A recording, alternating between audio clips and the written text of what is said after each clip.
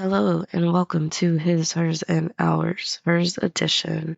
Hope you're having a blessed day and that you enjoyed the holidays and had a good time with your family. So, I've been thinking about what this episode should be about, and I decided to go with the year of clarity. What does that mean? What does it represent? So, last year was the year of obedience. For those that go to church, your pastor probably told you that you had to obey. You have to obey your husband, you have to obey your boss, you have to obey God above all, but God talks to you or guides you through the people that he puts above you, including your pastor. So obedience is important. Now, I had a hard time with that. Have a problem with authority, very hard headed, always think I'm right. So last year was a painful year for me. It was an awakening, an enlightenment. Feel like I came very far from the beginning of the year to the end of the year. I recognized a lot of my faults, a lot of the things I did wrong, how things I say can be misconstrued because I don't take the time to ensure that the person receiving the information has understood it. I just would say what I have to say and keep it moving, and then sometimes I even forget what I said. So I can't even explain what I was trying to say if I don't remember, right?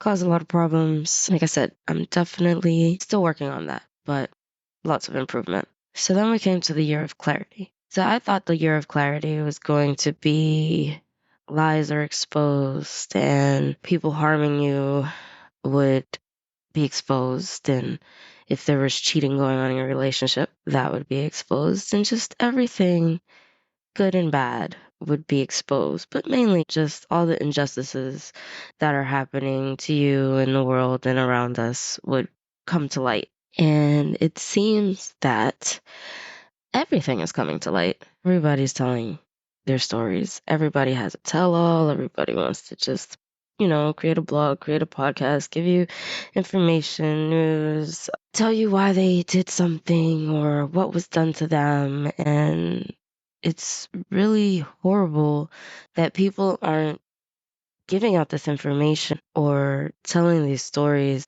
quote unquote, testimonials to help people, to enlighten people, to grow people. They're doing it to hurt people or to justify past action. Like, well, you didn't understand me and you've been judging me this whole time, but this is why it happened. Isn't it okay? Not everybody, but I'm just saying. I used to be one of those people. I used to always try to justify and be the victim and not accept my role in the path and the life that I have. I had many choices. I had many opportunities. I obviously said I came from an abusive home, and I had an uncle who gave me a way out. He gave me a safe space, a place where I had a loving family and a good school, and I was a straight A student. And in one summer, I burned it all down. I met this dude. I lost my virginity. I fought with my uncle. I went back to my mother. Next thing you know, I'm knocked up, like in the span of 4 months. Insane. I could have been valedictorian, and instead I ended up graduating from summer school after going to a pregnancy school in New York. Like, what does that mean? It means a school of only girls where everyone is either pregnant or already had a child. I flourished there. I did really good, but I could have been something else. Would it have been better? Could it have been worse? Honestly, I don't know. Is there a dimension out there where there is living her life? And actually, there could be two dimensions where one of them was valedictorian and went on to have a college degree in engineering or computer science or database architecture and making 100 grand sitting around just living her best life in her 20s, right? No kids. She meets the perfect guy. They get married. They have their kids at a great age. And then it splits off into two more where one has a dysfunctional marriage and the other one has a perfect marriage. You never know what could be or where it will veer off into a different path. Those are things that are unseen to us and unknown, and we can't question because it would drive you insane if you tried to follow all the possible paths that could have been. Anyway, back to year of clarity. That means to me that we need to see ourselves clearly. We need to see those around us clearly. We need to see our situations clearly. Like, I'm giving you all this advice, for example, and I listen to these recordings, and I need to take my own advice in some of these situations.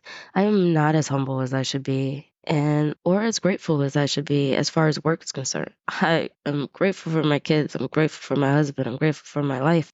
But there's so many other things that I want. I feel like I should be more appreciated at work. I should be more valued. I should be given more task or responsibility or guidance. Whereas my boss and the people above me and around me feel that I'm more than capable of finding my own path and plowing my way forward. So why would they go out of their way to give me, with my domineering personality, guidance?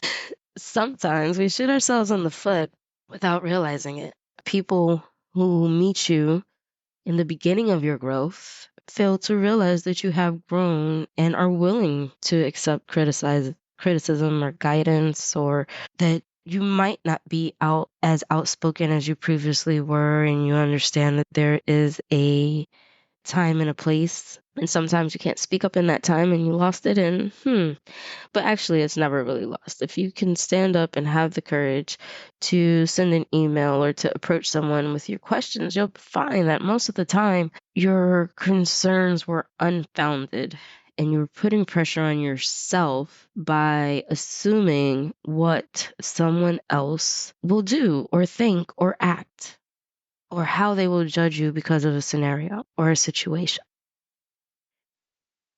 Thank you for listening to His, Hers, and Ours, Hers Edition. Hope you were able to gain something out of this episode. Please forward it to anyone who needs it. And don't forget to like us on Facebook. Until next time, have a good day and stay blessed.